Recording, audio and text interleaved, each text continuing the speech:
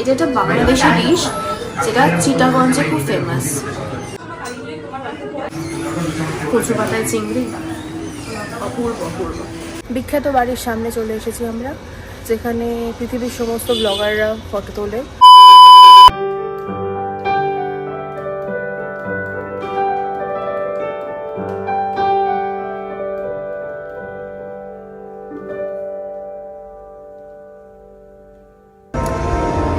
Good morning সবাইকে।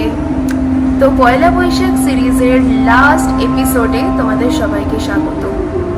এখন যাচ্ছি আমরা এপারে বাংলায়। চলে এলাম এপারে বাংলা। এখানে আমরা থালি ট্রাই করব, নববর্ষ স্পেশাল থালি হোক বা আলাকাটি থেকেও কিছু মেনু নেব। চলো দেখতে থাকো ভিডিওটা, আশা করি ভালো লাগবে।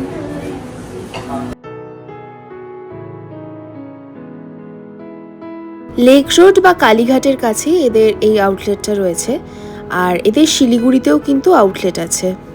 আমি মেনুটা যতটা পেরেছি চেষ্টা করেছি তোমাদেরকে দেখিয়ে দেওয়ার, তাহলে তোমরা একটা আইডিয়াও পেয়ে যাবে কীরকম কী প্রাইস আছে, আর সেরকম প্ল্যান করে পয়লা বৈশাখের দিন তোমরা যেতে পারবে। বাংলাদেশের কিছু আইটেম রয়েছে এই মেনুতে, যেগুলো সব রেস্টুরেন্টে কিন্তু পাওয়া যায় না। আর এছাড়াও রয়েছে বিভিন্ন রকমের থালি, তার মধ্যে আমরা অর্ডার করেছিলাম স্পেশাল নিরামিষ থালি। আর তার সাথে আলাকাটে মেনু থেকেও অনেক কিছু নিয়েছিলাম, সেটা তোমরা দেখতেই পাবে কি কি নিয়েছি। আর খাবারের প্রাইস তোমরা দেখতেই পাচ্ছ, যথেষ্ট রিজনেবল। আর এই হচ্ছে এটা ওদের নববর্ষ থালি, যেটা এপারে বাংলা স্পেশাল থালি। প্রথমে বেভারেজ থেকে নিয়েছিলাম 2 রকমের ড্রিঙ্কস। প্রথমে 2 রকমের ড্রিঙ্ক আছে।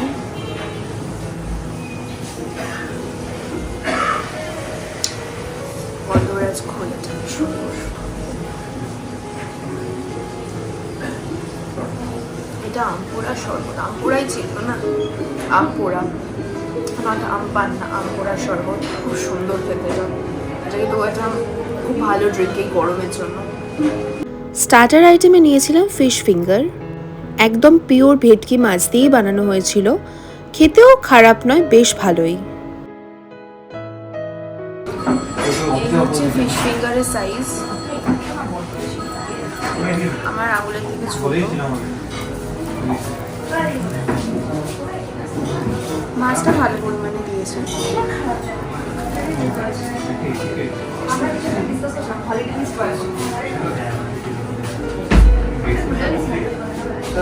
ভালো।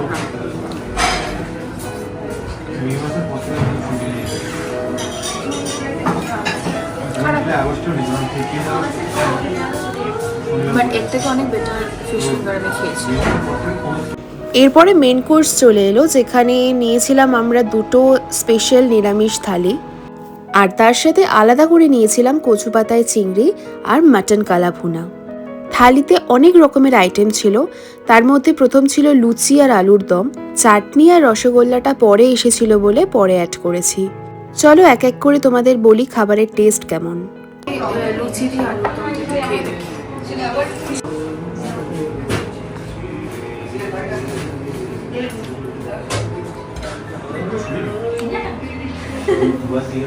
আইটেমটা খুব সুন্দর, ভীষণ সুন্দর,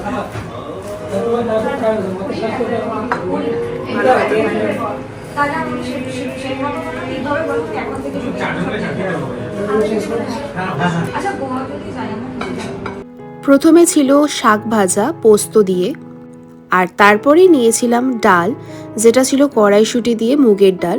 ভীষণ ঘন একটা ডাল ছিল। আর ডালের সাথে খাওয়ার জন্য দিয়েছিল গন্ধরাজ লেবু, আর তার সাথে আলু চোখা পটল ভাজা ছিল। এদের মেনুতে অনেক রকমের ভর্তা রয়েছে, তোমরা কিন্তু সেটা ট্রাই করতে পারো।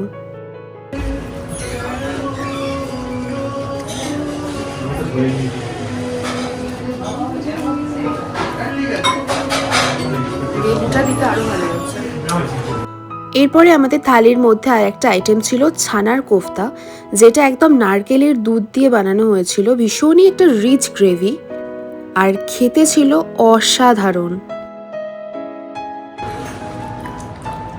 দারুণ বানিয়েছে।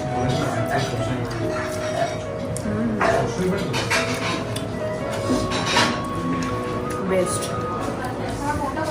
এরপর ছিল ফুলকপির রোস্ট, যেখানে একটা বড় সাইজের ফুলকপির পিস আর তার সাথে একদম ক্রিমি একটা গ্রেভি, কাজু মগজদানার। ফুলকপির রোস্ট আর ছানার কোফতা, যেটা মানে ভেজ আইটেম যেগুলো দিয়েছে, ভীষণ সুন্দর।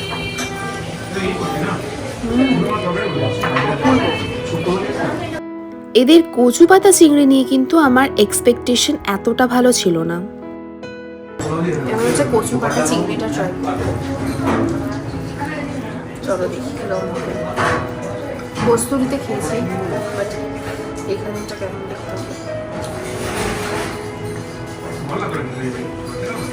অপূর্ব, কি যে ভালো বানিয়েছে এটা, কচু পাতায় চিংড়ি, অপূর্ব অপূর্ব, বেস্ট।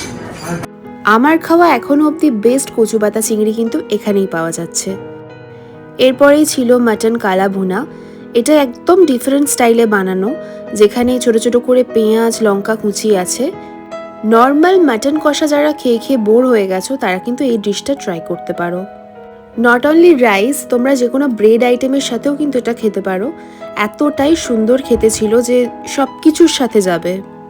মাটনটা ছিল একদম রেওয়াজি আর ভীষণই ভালো কোয়ালিটির মাটন, আর গ্রেভিটা আমার পুরো মুখ ছেড়ে গেছিল, এত ভালো খেতে লেগেছে। এবার হচ্ছে ঢাকায় কালো ভুনা। এটা একটা বাংলাদেশি ডিশ যেটা চিটাগঞ্জে খুব ফেমাস।